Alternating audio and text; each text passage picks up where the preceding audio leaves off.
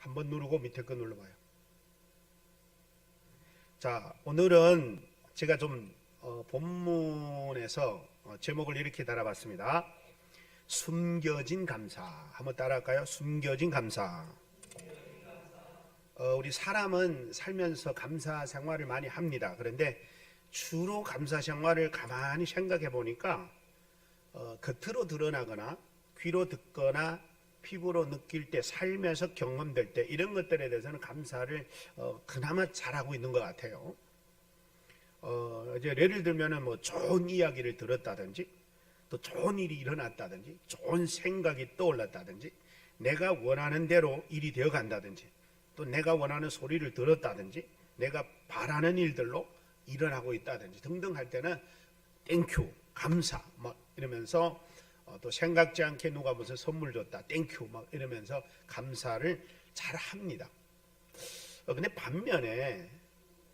반면에 눈에 보이지 않고, 눈에 보이지 않고, 귀에 들리지 않고, 피부로 느껴지지 않고 하는 것들에 대해서는 별로 관심을 우리가 안 가지는 게 우리들의 이제 그 본능인 것 같아요. 그러니까 다른 말로 하면은 표면적으로 나타나는 거는 환경이 어렵고, 상황이 어렵고, 뭐 여러 가지, 이제 우리가 지금 요새 가장 세계적으로 많이 겪는 게 이제 코로나. 이 코로나 시국에 여러분들은 얼마나 감사 생활을 하고 있는지 한번 여러분 자신은 다 잘 알까요? 목사님, 감사거리가 있어야 감사하죠. 시장에 나가면 채소가 값이 올라가서 힘들지. 일거리 찾자니 일거리가 이제는 쉽지 않지. 가는 데마다 마스크 껴야 되니 불편하지. 뭐 등등의 불편한 것들이 한두 개가 아니잖아. 얼마나 우리의 인생을 힘들게 하고 괴롭히고 하는지 모릅니다. 그러다 보니까 이 표면적으로 감사거리가 안 나오면 감사가 쉽게 안 나와요. 원망 아니면 불평 아니면 뭐 우리가 인간적으로 갖고 있는 이 인생의 본능적인 툴툴대고 이런 일들은 오히려 더 쉽게 나타납니다. 그럼에도 불구하고 사람은 또한 사람들끼리 만나면은 그러지 않는 척, 의로운 척, 거룩한 척을 또 해야 돼요. 왜냐면 남들이 뭐라고 이제 할 수 있으니까. 아이 뭐 목사라는 게 저렇게 상 맨날 찌푸리고 있어. 권사라는 게 뭐 상 뭐 저렇게 찌푸리고 있어. 이러는 소리도 듣기는 싫잖아요. 그러니까 그러는 척, 이런 척, 의로운 척, 괜찮은 척, 이러면서 우리가 산단 말이에요. 근데 놀라운 사실은 언제 발견되나? 관건적인 때 발견돼요. 나나 여러분이나 그 어떤 사람도 겉으로는 다 깨끗하고 의롭고 경건하고 훌륭하고 좋은 사람 같고 다, 그런데 관건적인 때 딱 가면은 나의 가장 약한 부분이 터치된다거나, 나한테 신경 건드렸다거나, 누가 나한테 화나는 말을 딱 던져질 때 본능적으로 딱 드러나는 게 내 진짜 모습이에요. 내 진짜 모습. 그래서 여러분, 우리는 어쩔 수 없어요. 아무리 내가 의롭다고 해도 의로울 수 있는 게 아니고, 내가 아무리 노력해도 의로워질 수 없어요. 그래서 성경은, 그래서 인간이 연약함과 죄인임을 아시기 때문에 하나님은 그거를 해결하는 방법은, 내가 너희들을 위해서, 너희들의 의를 위해서 내 아들을 보내니까 누구든지 내 아들 예수를 믿으면 믿음으로 말미암아 의롭담을 얻을 것이다. 그래서 우리가 의롭게 된 거예요. 근데 의롭다 하면 얻었지만, 그렇다고 의롭습니까? 다 뒷파보면은 냄새나고, 다 비리가 있고, 다 추함이 있고, 다 더러움이 있고. 그러니까 여러분, 여기 앉아서 우리가 점잖게 폼 잡고 이렇게 예배 드려도 우리 뒤에 파보면은 다 냄새 나잖아요. 그게 바로 우리 인간이에요. 그러다 보니까 우리가 누구를 안다고 착각할 수 없어요. 이 사람은 어느 정도 말해도 괜찮아 하고 착각하면 안 돼. 그런데도 불구하고 우리는 또 어떤 면이냐, 의로운 일이 있으면 하려고 노력하는 의도가 있어요. 그래서 우리가 또 이 참 요새는요, 점점 더 무서운 게 좋은 일도 함부로 못해요. 정말 의로운 일도 함부로 하기 힘든 세상이 됐어요. 여러분, 뭐 제가 가끔씩 이 영상 본 얘기를 하는데, 이 영상들도 보면은 이런 일들 많이 보더라고요. 애기 엄마가 유모차에다가 아이 싣고 이제 밖에 나와서 아이 그 유모차는 떡 세워놓고 자기는 핸드폰 이렇게 한다고 정신없어. 근데 어쩌다가 유모차가 둘둘둘둘둘 굽으로 내려가요. 내리막이 돼서. 근데 어떤 사람이 길 가다가 그걸 보고 달려와서 그 유모차를 세웠어요. 근데 그 애기 엄마가 핸드폰 보다가 그런 일이 발생하니까 누가 와서 자기 아이를 납치해 가려고 하는 줄 알고 오자마자 묻지도 따지지도 않고 사연을 알아보지도 않고 뭐부터 해요? 뺨부터 때리더라고. 뺨부터. 그러면은 이 정말 의로운 일하고 정말 좋은 일 했는데 이 좋은 일은 다 온데간데 없어지고 뭐만 남아요? 자기가 가지고 있는 관점과 생각으로 그 사건을 받아들이다 보니까 이 사람은 나쁜 사람이야. 그래서 우리 아이를 납치해 가려고 해서 요거에 꽉 차 있어 가지고 무조건 뺨 때리는 거야. 얼마나 억울합니까? 그래도 억울해도 그냥 쳐다보고 말더라고. 그만해도 대단해요. 아마 내가 같으려도 억울해서 바락바락 승질내고 막 했을 텐데 말이죠. 이게 인간이에요. 그래서 우리는 좋은 일에도 야단 맞고 박살나고 억울함 당할 때가 많은 것이 바로 나와 여러분들이 인간이에요. 왜 그러냐 봤더니 여기에 원인이 뭔가 봤더니 다른 거 없어요. 이기적인 존재다 그런 거예요. 이기적인 존재. 다 내 중심이 돼서. 이 애기 엄마도 애를 중심으로 그랬다면은 애를 그냥 살피다가 그런 일이 있었으면은 그 사람이 자기 아이가 사고 날까봐 달려와서 정말 헌신적으로 그 위태로 환경 내에서 막아주려고 했다는 것을 뻔히 볼 텐데 그건 상관없어. 넌 무조건 내한테 손댔기 때문에 그건 잘못된 거야. 이 개념이 바로 어디서는 내가 가지고 있는 중심적인 내 중심적인 이기적인 것 때문에 그래요. 여러분 모르겠습니다. 이기적인 마음이 없는지 모르겠는데 우리는 인간이기 때문에 다 관건적인 때는 딴 거 안 생각해요. 다 뭐부터 생각해요? 나부터 생각해요. 예, 여기 있는 저도 똑같습니다. 제가 시골에서 목회할 때 전도사 때 이제 우리 그때는 자매네 집이 이제 신방 갔다가 앉아 얘기하는데 이 집에 아들이 무슨 가스를 켜고 뭐 한다고 이러다가 가스는 켜졌는데 이제 가스가 씩씩 하면서 샜어요. 그래서 이 아이가 엄마 이 가스 샌다 이러더라고요. 그럼 어떻게 해요? 집안에 사람들이 빨리 피해야 되잖아요. 그래서 빨리 튀어나 그리고 이제 나도 따라서 밖에 튀어나왔어요. 튀어나오고 나니까 그 자매가 나한테 뭐라 하냐면 야 전도사님 그 순간에 우리 아들부터 구할 생각 안 하고 목사님부터 살려고 전도사님부터 살려고 떼나오냐고 그러더라고요. 그 떼나오고 보니까 그런 거예요. 근데 본능적인 행동이 드러난 거예요. 예. 여러분 이게 인간입니다. 여러분은 안 그럴지 몰라요. 그 아부터 살려야지 그렇지 모르지만 딱 그러는 순간에 튀어나오는 본능적인 행동이 인간들은 그런 거예요. 그러니까 이거를 부인하지 마세요. 대신에 우리가 그럼에도 불구하고 성경 우리에게 말합니다. 항상 기뻐하라 쉬지 말고 기도하라 범사에 감사하라. 이는 그리도 예수 안에서 너희를 향하신 하나님의 뜻이다. 이 말을 다른 말로 좀 표현하면 하나님의 바램이라는 거예요. 하나님의 바램이 하나님의 바램은 범사에 감사라는 건데 그러면 어떻게 감사할 수 있냐. 사람이 살다 보면 무슨 감사한 일이 얼마나 뭐 있겠어요. 오히려 감사보다는 원망과 불평과 이런 어려운 상황들이 많을 테 말이죠. 그럼에도 불구하고 성경은 뭐라고 한다고요? 범사에 감사하라. 그러니까 하나님은 우리가 가능하니까 하라는 거예요. 코로나 시기에도 너희들은 감사할 수 있어. 감사해. 라고 하는데 우리는 감사를 못하고 있는 이유가 뭐냐? 코로나 때문에 지금 괴로워 죽고 어려워 죽고 힘들어 죽겠는데 무슨 감사? 아직도 목이 다니네. 무슨 감사거리가 있느냐고 우리는 그렇게 말하죠. 근데 하나님 뭐라고요? 코로나 속에도 감사가 있다는 거예요. 근데 우리는 찾지 못하는 거예요. 그래서 제가 오늘 본문을 통해서 창세기 45장의 요셉의 이야기를 좀 하면서 요셉은 그러면 과연 감사할 수 있는 상황에서 감사했는가? 아니면 감사가 할 수 없는 상황에서도 감사를 찾아서 했는가? 숨겨진 감사를 하나하나 뺏겨내면서 감사할 수 있었던 요셉의 모습을 우리는 오늘 본문을 통해서 볼 수가 있습니다. 우리 예수 믿는 사람들 요셉에 대하면 모르는 사람은 없어요. 다 잘 알아요. 그렇죠? 그래서 요셉을 좋아합니다.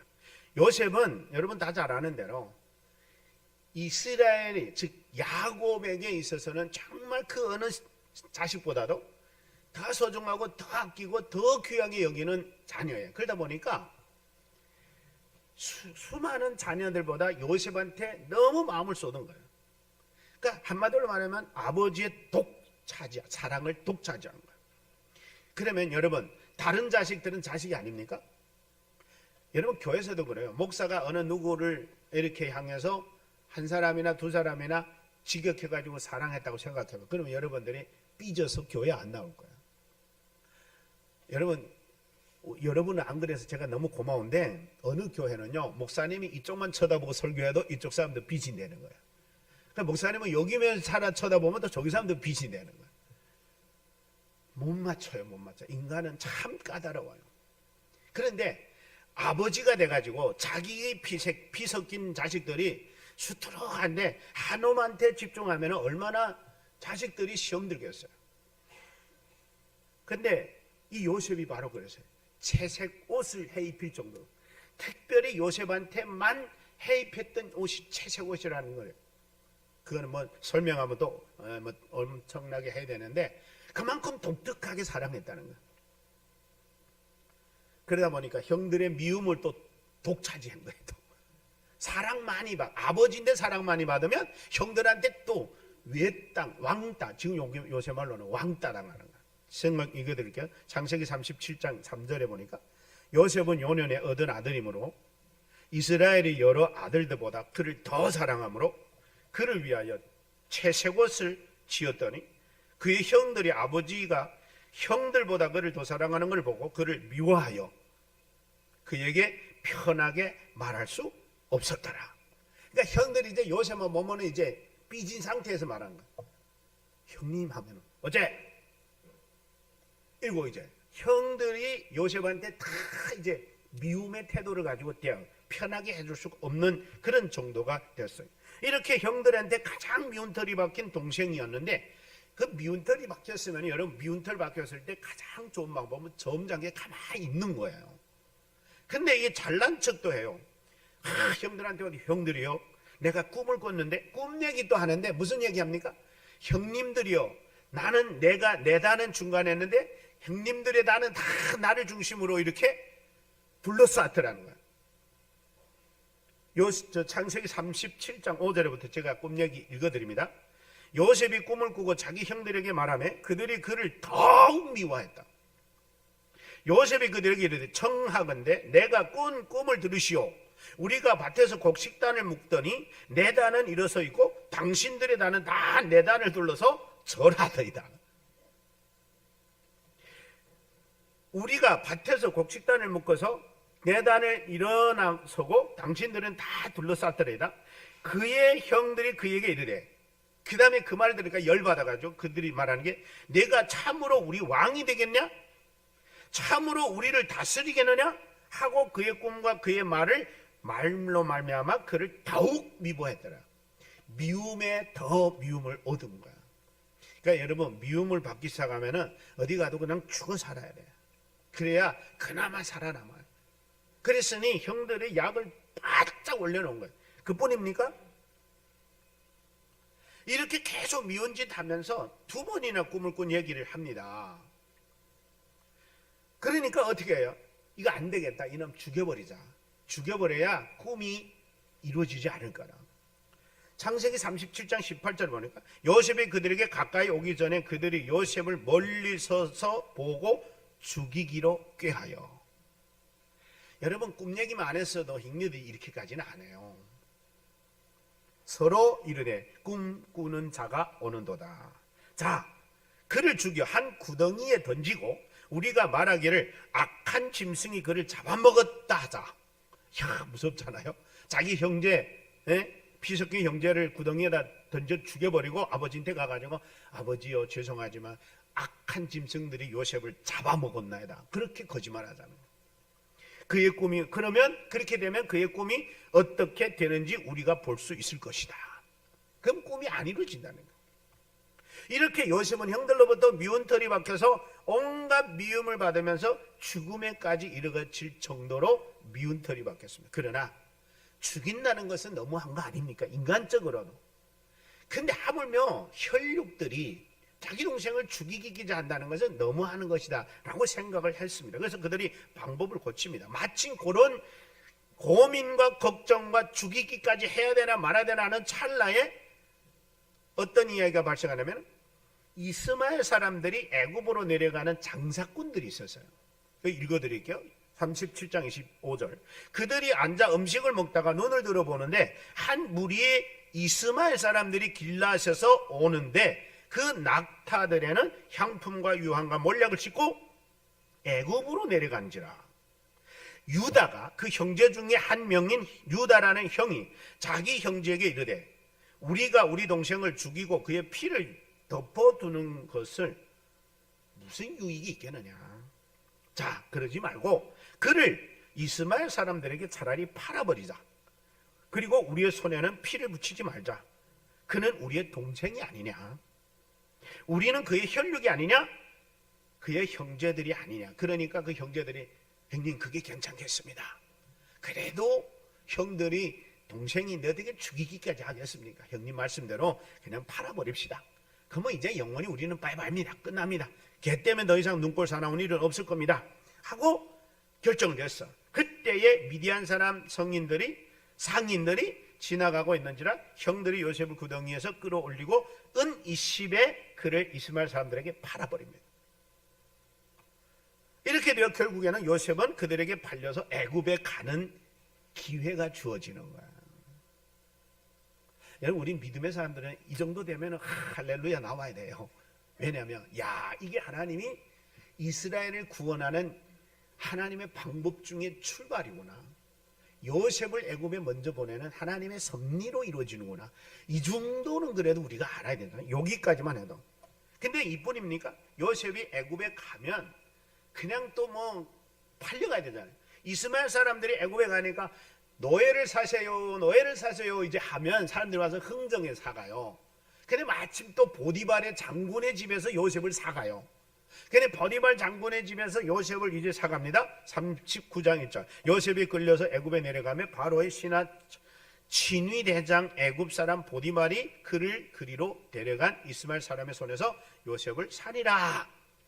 그래서 이제 보디발의 장군의 집에 갔어요. 집안에 좋은데 여러분 부잣집가 일하는 분들이 어때요? 부잣집가 일하는 사람들 꽤 좋아하더라고. 뭐 부시래기 떨어지는 게 많다고. 그리고 또 뭐 잘해준대. 막 옷도 입던 거 뭐 별로 안 낡은 거 막 비싼 옷도 주고 막 그 좋아하더라고.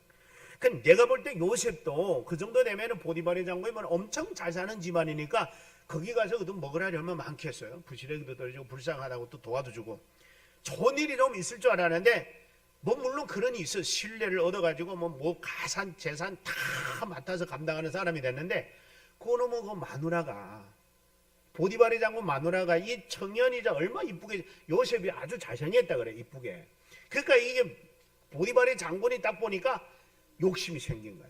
야, 요놈의 자식하고 내가 한번 좀 관계를 가져야 되겠다. 그래가지고 계속 꼬셔요. 기회만 되면 꼬시는데 요셉이 절대 안 넘어와요. 꼬시면 눈치 마주치면 탁 한 번 쳐가고 이래가지고 계속 피했는데 한 번은 어떻게 있다가 단둘이 있게 됐어요. 그러니까 이 보디발의 장군이 아내가 이 기회다 해가지고 강압으로 여자지만은 권력 있고 힘 있고 하니까 권력을 강압으로 하려고 그러니까 이 요셉이 옷을 벗어치우고 달아나 버려요. 그 이제 성경이 여기 쭉 나오는데 제가 그건 뭐 다 읽어드리지는 않겠습니다. 그러다 보니까 이 보디발이 아내가 이게 쪽팔리잖아요. 그대로 소문나면 얼마나 쪽팔려요. 그러니까 바가지를 뒤집어 씌워버렸어요. 그래가지고 집안 사람들 불러가지고 자기 남편을 불러가지고 여보시오 남편 어디 가서 노예도 젖다 노예를 사와가지고 이놈의 자식 무슨 짓 했는지 아십니까? 사람들이 없는 눈치 알고 나를 겁탈하려고 하다가 이 옷까지 벗어버리고 도망갔습니다. 이렇게 된 거예요. 그러니까 이제 이 보디발의 아내 말을 다 듣지 누가 요셉의 말 듣겠어요. 그래가지고 결국에는 요셉이 또 어떻게 돼요? 옥에 가요. 아이고 신세도 참으로. 그래가지고 또 옥에 갑니다. 옥에 가서 또 하나님 은혜 줘가지고 또 간수장한테 또 점수 따가지고 굉장히 또 신뢰를 얻었어요. 그래가지고 거기서 점수 땄는데 그 바로의 술과 논과 떡과 논이 또 거기면 같이 와가지고 하루아침 꿈 꿔가지고 그 꿈 얘기를 또 해서 해석해 주고 그대로 이루어지니까 이들이 나가서 몇 년 후에 기억이 나가지고 요셉을 바로에게 소개해서 결국에는 바로의 꿈꾼 그 꿈을 해석하는 사람이 애굽 전 나라에 없는데 요셉이 유일하게 꿈 해석을 잘한다 해가지고 데리고 가서 그래서 꿈 해석하고 애굽에 뭐가 돼요? 국무총리까지 돼요. 그리고 나서 지금 국무총리가 되고 그때 당시 이제 그 온 세상에 기근이 들어서 흉년이 들었을 때 이 대책을 요셉이 잘한 거예요. 그게 이제 바로에게 가가지고 임금이요. 이때는 7년 흉년 들고 7년 먼저 풍년 들고 7년 또 흉년 든다는 거를 꿈꿔서 예언해 줘가지고 그러면 네가 어떻게 대처하면 좋겠느냐. 그래서 내가 알아서 대처하겠습니다 해가지고 7년 풍년 든 것은 다 저장해놔야 됩니다. 한 개도 팔지 말아야 됩니다. 그래야 7년이 흉년 들면 사람들이 먹는 게 떨어지면 와가지고 살 거 아닙니까? 그래가지고 요셉이요 얼마나 똑똑하냐면은 그때 양식을 저장해놨던 거 그 다음에 풀기 시작했어요. 세계 각국에서 막 먹을 거 없으니까 다 애굽으로 몰려드는 거예요. 그래서 사람들이 처음에 돈 갖고 와서 사가고 돈 갖고 와서 사간 거 다 먹고 나면은 이제 돈 없어. 짐승 갖다가 주고 짐승 갖다 줬는데도 또 모자래. 그러니까는 뭐 하냐면은 우리 땅 다 당신 가지고 양식 몇 개만 살려주십시오. 그래가지고 요셉이 전국에 있는 모든 백성들의 땅까지도 다 바로 땅 만들어버렸어요. 그리고 그 다음부터 이제 뭐 하느냐, 이제부터는 너희들이 그 땅을 대비 소유해서 농사지면 뭐 5분의 2는 너네 먹고 5분의 3은 나라다 바쳐라. 이런 식으로 해가지고 나라가 완전히 강국이 돼버리는 거예요. 그러는 가운데 야곱이 자기 자식들하고 가나안 땅에서 살다가 기근이 들었으니 어떻게 해요? 양식이 떨어졌으니. 그래서 이제 애굽에 내려가가지고 양식 구하러 한 번, 두 번 다니면서 요셉이 그때 만난 거예요. 그런 와중에 오늘 본문은 내가 여러분의 형제 요셉이라고 밝히는 장면이에요. 이제 1절부터 쭉 나오는데 제가 이제 줄인이라고 이제 이렇게 했는데, 그래서 오늘 본문을 통해서 그렇다면 여러분 그런 상황에 왔다면 이제 요셉은 국무총리가 됐고 애굽의 정말 2인자죠. 2인자. 바로는 이름만 가지고 있고 요셉이 정권을 다 가지고 있었어요. 근데 이쯤 되면은 형들을 만났으면 얼마나 열받았어요. 과거에 이 생각하면은 한번 내가 본때를 좀 보여줄 거다. 과거에 형들이 나한테 어떻게 했어 하면서 충분히 옛날의 화풀이를 한번 해볼 만한 상황이에요. 근데 그런 상황에서 이 요셉은 화풀이하거나 보복하거나 한바탕 그들한테 쏘아붙이는 그런 모습이 아니라 오히려 그 속에서 하나님은 이렇게 우리에게 감사거리를 줬다고 하는 감사거리를 찾아서 감사하는 모습을 우리는 보는데, 요셉이 과연 찾은 감사거리가 뭔가 하는 거예요. 그 세 가지로 제가 찾아보려고 합니다. 그래서 첫 번째 뭐냐, 45절 우리가 읽습니다. 45절을 읽다 보면은, 자 다시 시작. 5절. 자, 다 같이 시작. 당신들이 나를 이곳에 팔았다고 해서 근심하고 마소서, 탄탄하지 마소서. 하나님이 생명을 구원하시려고 나를 당신들보다 먼저 보내. 그러니까 여러분, 이 애굽의 국무총리까지 된 자기들은 밉다고 처리해보려고 수천 리 밖에다가 보내버린 자신의 동생이 출세해서 성공해가지고 나타났으니 형들은 상태가 어떨까요? 죽었다. 이제는 우리 이제 끝이다. 여러분 이런 상황이면 그러지 않을까요? 우리 다 죽었다 이제. 이게 바로 형들의 처지예요. 불안하고 초조하고 두렵고 염려스럽고 벌벌벌 떨 거고, 그때는 아마 요셉의 꿈꾼 대로 아마 그럴까요? 무릎 꿇고 우리가 시킨 대로 할 테니 살려만 주옵소서 하고 그럴 상황이란 말이 지금. 그때 요셉은 충분히 그들한테 야단하고 보복하고 본때를 보여주고 한번 속 시원하게 해볼 만도 하지만 뭐라고 합니까? 형들이 나를 이곳에 보냈다고, 팔았다고 괴로워하거나 근심하지 마소서. 힘들어하지 마세요. 얼마나 괴롭겠어요. 우리가 왜 그때 못난 짓 해가지고 왜 그때 잠깐 순간에 그 감정을 억제하지 못해서 이 형 동생을 여기까지 보내가지고 오늘이 이 모양 이 꼴 돼서 우리가 이제 다 죽었지 않는가 하고 막 그러면서 괴로워할 거 아니까 요셉은 뭐라냐면 형님이요 그러지 마소서, 괴로워하지 마세요, 힘들어하지 마세요, 가슴 치지 마세요. 그러면서 말합니다. 여러분 일반 사람들 같으면 이렇지 못했는데 요셉은 여기서 너무너무 하나님이 자기와 가족과 형제와 민족을 위하여 하나님이 어떤 일을 했다라는 것을 거기서 보여주는데, 여기서 뭐라냐면 하나님이 생명을 구원하시려고 나를 형님들보다 먼저 이곳에 보냈습니다. 저는 이 모습을 보면서 요셉은 너무 멋있는 사람, 자애로운 사람, 자비로운 사람, 정말 주님의 마음을 가진 사람, 정말 하나님의 마음을 가진 사람 아니고는 불가능하거든요. 요셉은 도리어 형들의 마음을 진정시키고 위로해주는 모습을 우리는 볼 수 있습니다. 형님들이 나에 대하여 한 처사와 한 행동과 그런 못된 짓들을 생각하면 충분히 보복하고 욕하고 야단하고 한바탕 해보내고 싶지만 요셉은 그렇지 않았습니다. 왜냐하면 형들이 나를 이곳까지 괴롭게 힘들게 하여 보냈다고 생각하지만 그게 형들이 한 일이 아니라는 걸 알기 때문에, 형들이 보냈다고 형들은 생각하잖아요. 우리도 처음에 그랬어요, 안 그랬어요? 형들이 보낸 거예요. 형들 때문에 간 거예요. 저는 이 모습을 보면서 하나님이 보였어요. 하나님의 섭리, 하나님의 하신 일, 하나님의 그 역사가 쫙 보이더라고요. 시편 창세기 50장 20절에 보면은 이런 말 나옵니다. 당신들은 나를, 잘 들으세요, 형님들은 나를 해하려고 이곳에 보냈으나 하나님은 그것을 선으로 바꾸사 오늘과 같이 많은 백성의 생명을 구원하시려고 나를 이곳에 먼저 보냈나이다. 야, 여러분 이 얘기 듣는데 형들이 얼마나 울었겠어요. 이럴 수가. 시편 기자는 뭐라고 말하냐면 이거를 또 설명해서 105편의 16절, 그가 하나님이 또 그 땅 가나안 땅에 기근이 들게 하사. 여러분 기근 들게 한 것도 누구라고요? 저는 요 코로나 우리가 지금 괴로움을 당하지만 하나님이 일부러 하셨는지 아닌지는 저는 모르겠어요. 일부러 했다면 좀 이상하지만 하나님의 섭리 안에 다 있어요. 문제는 우리가 그 속에서 하나님의 선한 뜻을 찾지 못하기 때문에 원망하고 불평할 뿐이에요. 자 보세요.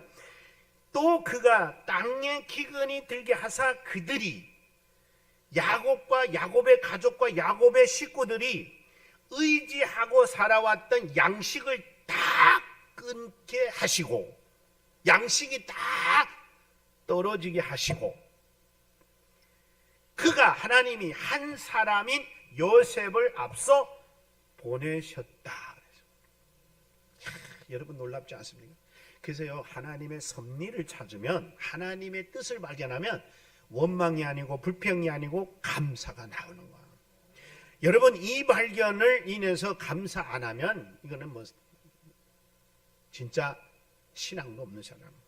이렇게 하나님은 우리의 가족, 요셉이 하는 말이, 이렇게 하나님은 우리의 가족과 우리의 민족의 구원을 위하여 나를 먼저 보내시는 방법이 형들의 그 못된 마음으로 만들어서 나를 미흡게 하고, 그래서 죽이고 싶었지만 죽이진 않고 팔려가가지고 나를 애굽에 먼저 보낸 분이 누구다? 하나님이시다.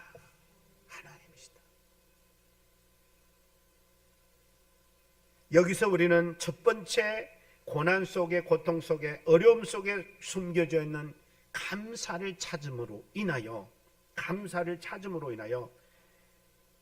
원망과 불평과 한탄과 또 괴로움과 이런 것들보다는 대신 감사와 고마움과 기쁨이 넘치는 모습을 볼 수가 있습니다. 그래서 이런 요셉이 한 사람이 긍정적으로 하나님의 섭리 안에서 하나님이 하신 고맙고 기쁘고 즐거운 이 사건을 찾아내니까 불안해하고 두려워하고 걱정하고 염려하고 벌벌벌벌벌 떨다가 살려만 주면 우리가 하라는 일 다 하겠나이다라고 이런 형편에 처해 있는 형들도 다 할렐루야가 되고 감사가 되고 기쁨이 되게 된 줄로 믿습니다. 그러니까 여기서 중요한 거는 한 사람, 그 한 사람이 누구가 되느냐? 내가 돼야 된다. 어떤 사람이 된다고요? 숨겨져 있는 감사를 찾는 자가 되어야 되는 거야. 감사한 거를 찾을 수 있는 사람은 하나님을 알아야 돼요.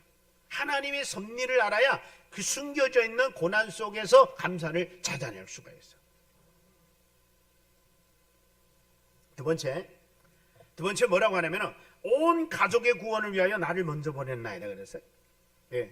자, 창세기 45장 6절 7절 보니까 이 땅에 2년 동안 흉년이 들었으나 아직 5년이 남았는데 밭가리도 못하고 추수도 못할지라 하나님이 큰 구원으로 당신들의 생명을 보존하고 당신들의 후손을 세상에 두시려고 나를 당신들보다 먼저 보내셨나이다. 그러니까 형들만 아니라 형들의 후손들도 이 땅에 살아남게 하려니까 나를 먼저 보냈다는 거예요.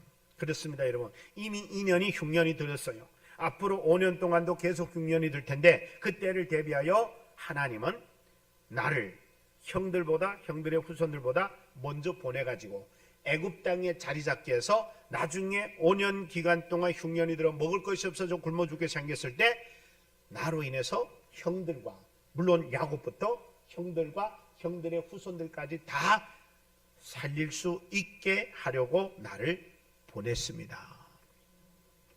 형들이 이 모습을 보면서 여러분 그렇게 미운 터리 밖에서 자기 아우인 요셉을 수천리 밖에 팔아버리고 죽이려고 하다 그래도 죽이지는 않고 팔아버리면서 몇 천리 밖에다가 보내버려서 이제는 개로 인해서는 이제 더 이상 스트레스도 안 받고 이제 미움도 없고 아픔도 없고 그럴 줄 알고 딱 보내는데 세상에 어떻게 이럴 수가 있냐는 거예요. 형들의 위치에서는.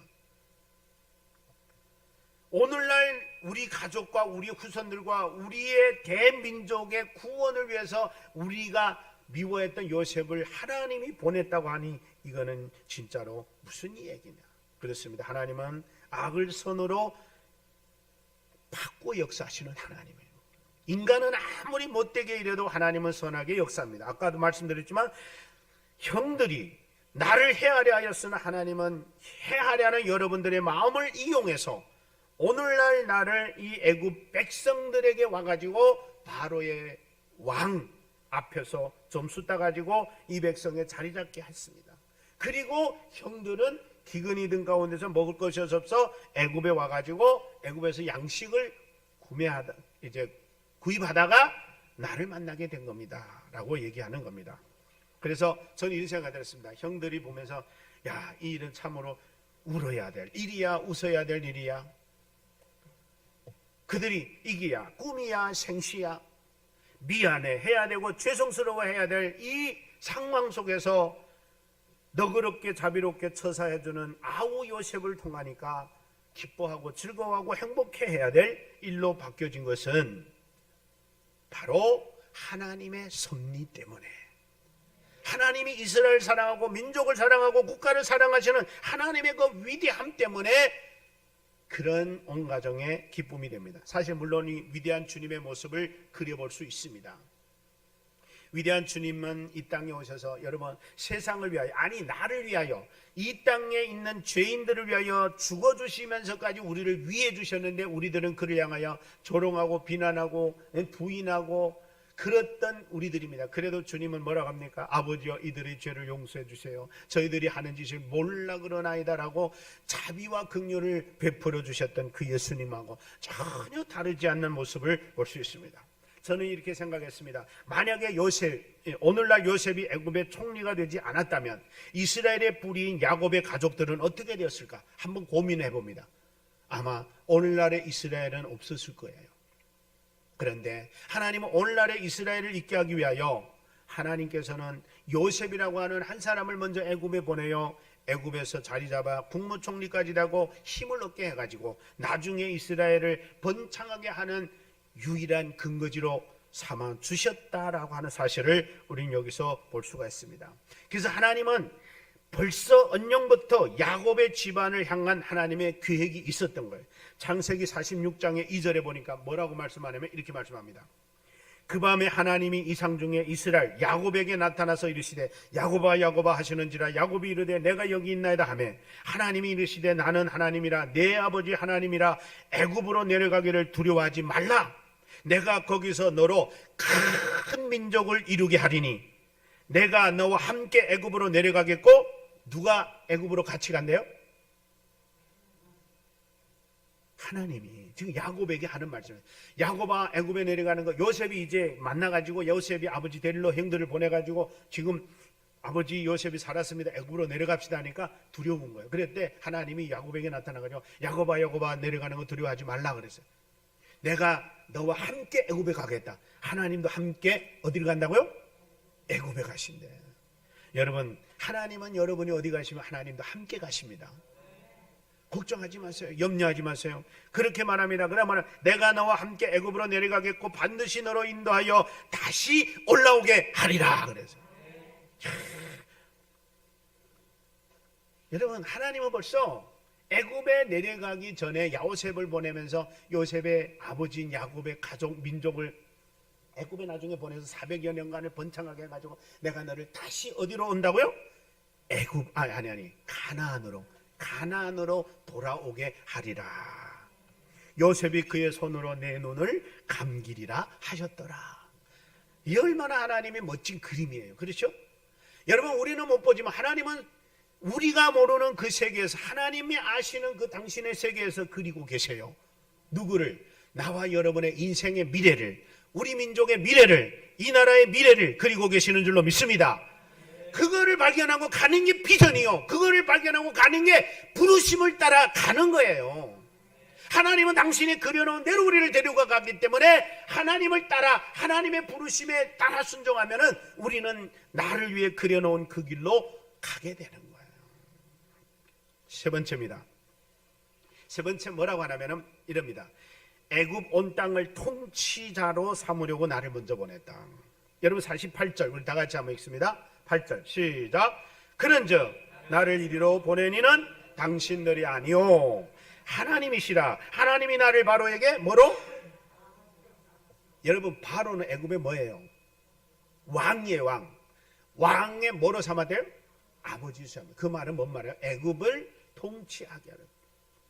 우리 중국말로 말하면 제일 애굽의 땅왈로 만들려고 하나님은 벌써 이런 계획을 가지시고 그 온 집의 주로 삼으시고 애굽 온 땅의 통치자로 삼았도다.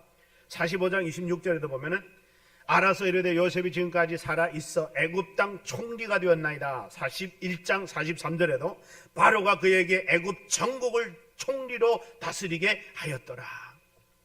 여러분 이쯤 되면 형들한테 한번 큰 소리 한번 쳐볼 수 있죠. 형님들 이미 내려왔으니까 이제 걱정 말고 사십시오. 내가 이래봐도 애굽의 총리입니다.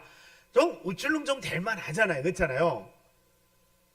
하나님 이거 보면서 거기 좀 아쉬웠어요. 왜냐하면 좀 한번 그런 큰 소리도 헤이 형들이 꼼짝 못하고 앞으로 말 잘 들을 텐데. 근데 요셉은요 전혀 그거 없어. 형들이 나를 이곳에 보낸 게 아니라 하나님 보냈으니까 형들이 잘못이 아니니까 절대 미안해도 하지 말라고 위로해 주죠. 근데 요셉이 여기서 우리에게 보여주는 게 하나면은 모든 것은 내가 똑똑하고 내가 형들보다 나아서 내가 형들보다 돌출해서 나를 먼저 이렇게 애굽에 가서 총리된 거 아닙니다. 자기를 부인해요. 자기 능력을 부인하고 자기 위대함을 부인합니다. 그 대신 뭐냐면 아주 기가 막힌 말이 뭐냐면은 아버지와 형님들과 형님 후손들 때문에 그래요. 이 얘기 쭉 들어보면서 저는 뭘 느끼냐면 요셉은 그렇게 자기가 훌륭해지고 대단했음에도 불구하고 사실 하나님이 나를 이렇게 쓴 것은 아버지를 사랑하고 형들을 사랑하고 형들이 후손들을 사랑하니까 나를 하나의 하나님이 인도하시는 그 계획 속에 하나의 도구로 쓴 것뿐이지 내가 대단해서 오늘날 이렇게 된 거 아닙니다. 야, 세상에 이런 겸손한 사람이 어디 있어요? 근데요 가만히 살펴보면 진짜 맞아요. 겸손하려고 이랬던 거 아니고 진짜 사실을 깨달고 진리를 깨달으면 큰 소리 칠 수가 없어요. 왜?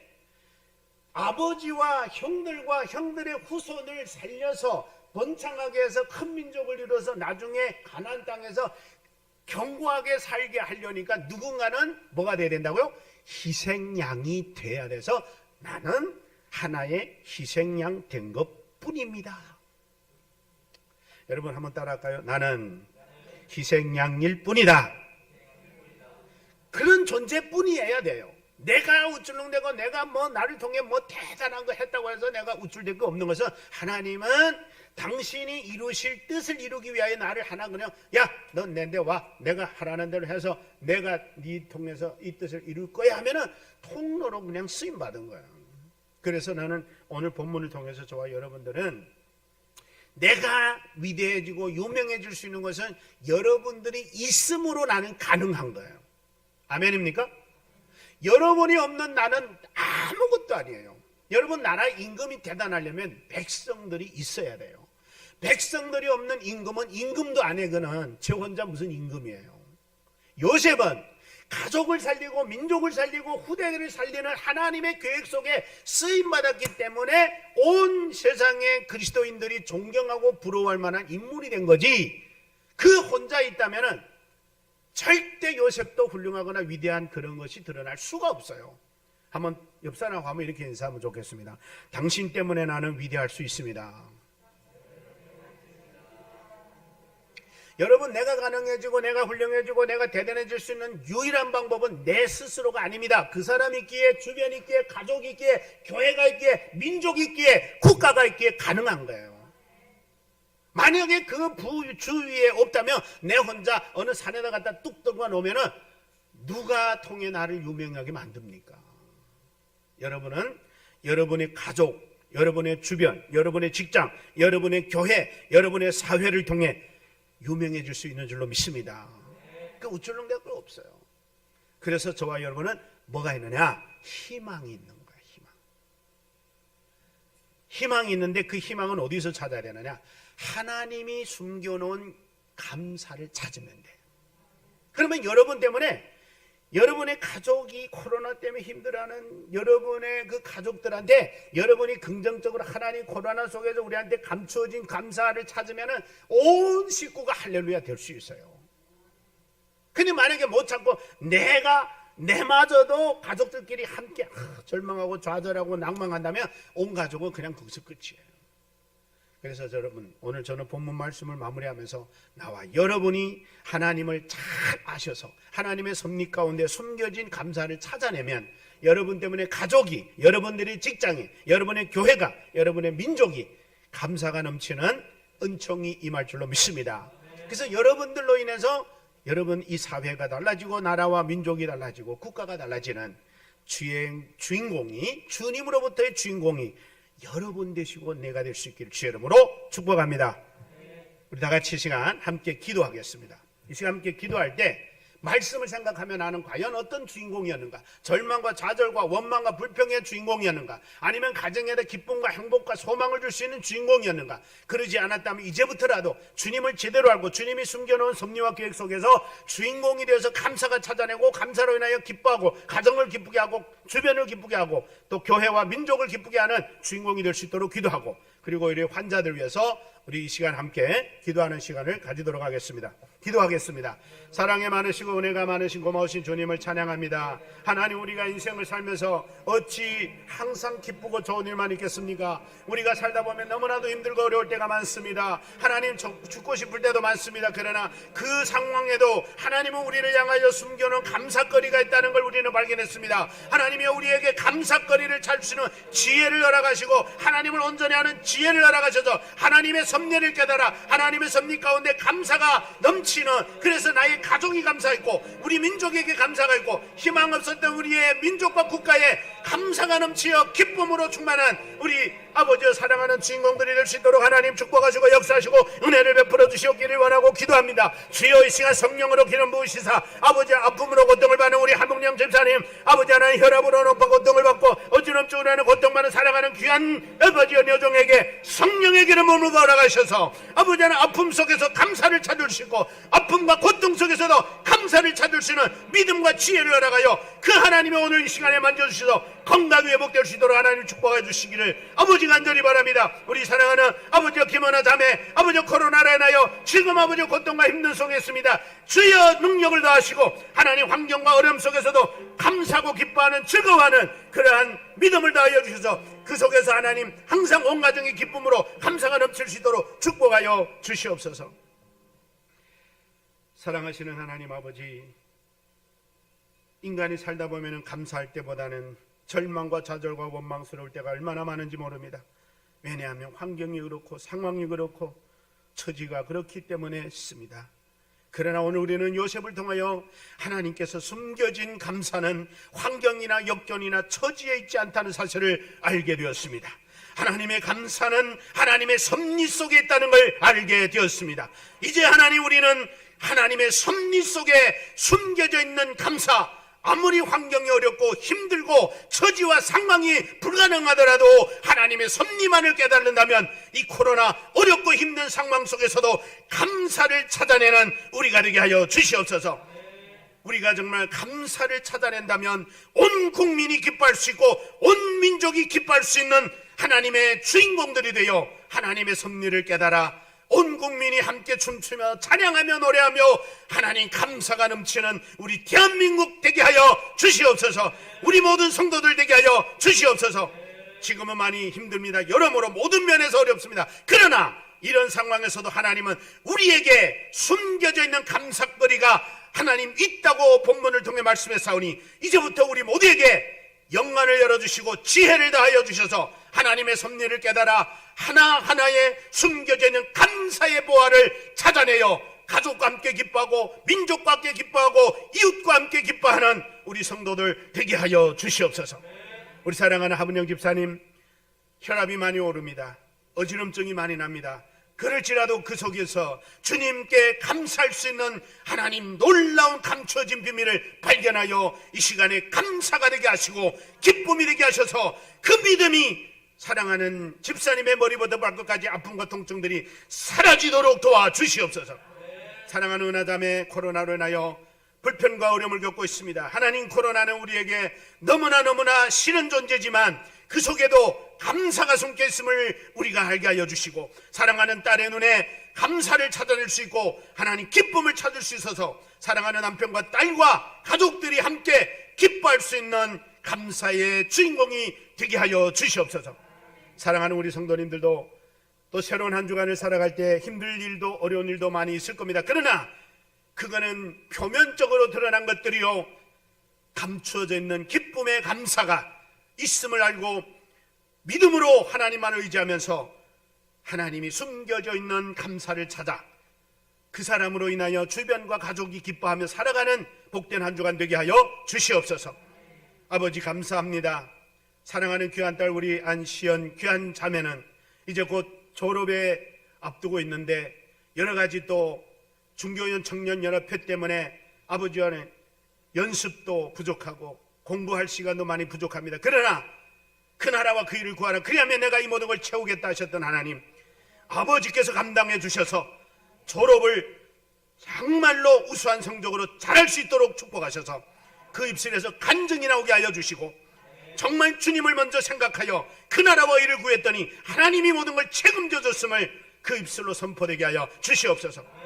하나님이 이제 중교연 청년연합회를 축복하셔서 모든 청년들의 마음속에 하나님 그 마음을 읽어주시고 이종의 마음과 생각 속에서 그 청년들의 마음에 합한 말씀을 전할 수 있도록 도와주시옵시고 필요한 말씀을 전할 수 있도록 도와주시옵시며 또 우리 중교연 총연합 정기 총회가 오늘 있습니다. 하나님 은혜 가운데 잘 마무리할 수 있도록 주여 은혜 베풀어 주시옵소서. 주께서 함께 하시고 주인이 되어 주시기를 원합니다. 감사합니다. 그리고 성탄절에는 우리 중국인 교회 연합회 연합 성탄 예배가 있습니다. 거룩하신 주님, 놀라운 부흥의 은총이 있게 하여 주시옵소서. 우리 주 예수 그리스도의 이름으로 기도드리옵나이다. 아멘. 한 가지 광고 좀 더 드리겠습니다. 그 성탄절에 우리가 이제 오전에는 각 교회에서 하고 오후에는 중교회에 가셔서 연합 예배 드리게 됩니다. 근데 이제 교회마다 절목을 하나는 무조건 해야 됩니다. 2개 하면 2개까지는 되고, 또 너무 많이 해도 표현할 시간 없습니다. 그래서 하나는 무조건, 2개는 해도 되고 안 해도 되는데, 여러분 좀 절목들 독창이나 이런 특수